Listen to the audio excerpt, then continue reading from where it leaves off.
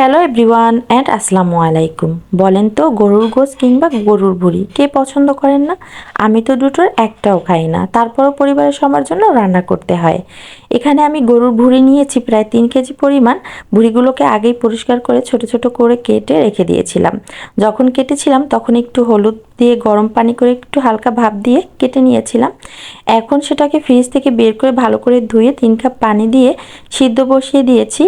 প্রায় 15 থেকে 20 মিনিট সিদ্ধ করে নিব। সিদ্ধ করার পরে যে পানিটা বের হবে এই পানিটা আমি ছেঁকে ফেলে দিব।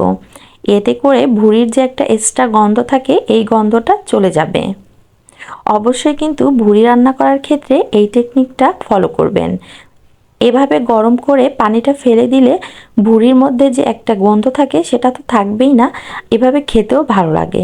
তো দেখতেই পাচ্ছেন বলক চলে আসছে, আর এরপরে আমি ভালো করে ছেঁকে নিয়েছি ছাঁকনিতে করে। আমি কিন্তু এখন আর ঠান্ডা পানি দিয়ে ধুয়ে নিব না, এভাবেই রেখে দিব।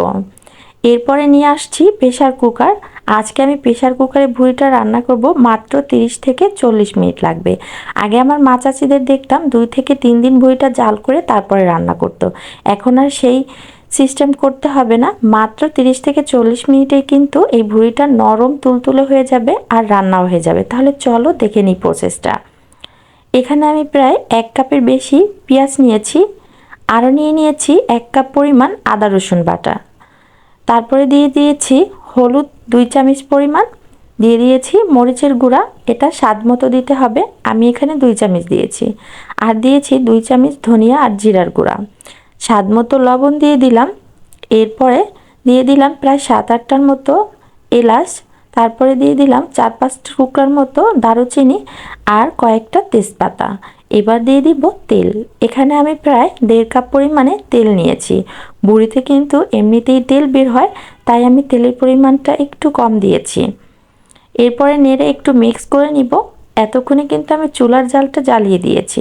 এবার কিছু সময় জাল দিয়ে মশলাটাকে কষিয়ে নিব। এরপর পানি দিয়ে দিব প্রায় 2 কাপ পরিমাণ। পানি দিয়ে প্রেসার কুকারের ঢাকনাটা ঢেকে প্রায় 15 থেকে 20টা সিজ দিয়ে নিব। গুনে গুনে আমি ঠিক 20টা সিজ দিয়েছি। এরপরে ঢাকনাটা খুলে নিব। ঢাকনাটা খোলার সময় অবশ্যই একটু সাবধানে খুলবেন, না তা না হলে হাতটা পুড়ে যাওয়ার সম্ভাবনা থাকে। আর দেখতেই পাচ্ছেন ভুঁড়িটা কিন্তু রান্না করা প্রায় কমপ্লিট। আর এই পর্যায়ে আমি ভুঁড়িটাকে অন্য একটা পাত্রে ঢেলে নিব। ভুঁড়িটা একটু তেলে ভাজা ভাজা হলে খেতে ভালো লাগে। আর ভুঁড়িটা কিন্তু একদম নরম তুলতুলে হয়ে গিয়েছে। এই পর্যায়ে আমি একটু ভাজাভাজি করে নিব। বেশ প্রায় 15 থেকে 20 মিনিট আমি তেলের সাথে একটু ভেজে নিলাম। এরপরে এখানে অ্যাড করে দিব ভাজা জিরার গুঁড়া। এখানে আমি 2 চামচ ভাজা জিরার গুঁড়া অ্যাড করেছি, এটা একদম লাস্ট পর্যায়ে দিতে হবে। আর দিয়ে দিয়েছিলাম এলাচ দারুচিনি, এগুলোকে একটু গুঁড়া করে এরপরে দিয়ে দিয়েছি। এখন এগুলোকে একটু মিক্স করে নিব। লাস্ট পর্যায়ে ভাজা জিরার গুঁড়া আর এলাচের গুঁড়া দিলে এর থেকে একটা অন্যরকম ফ্লেভার আসে, খেতেও কিন্তু ভালো লাগে। তো দেখতেই পাচ্ছেন আমার কিন্তু ভাজাভাজি করা কমপ্লিট।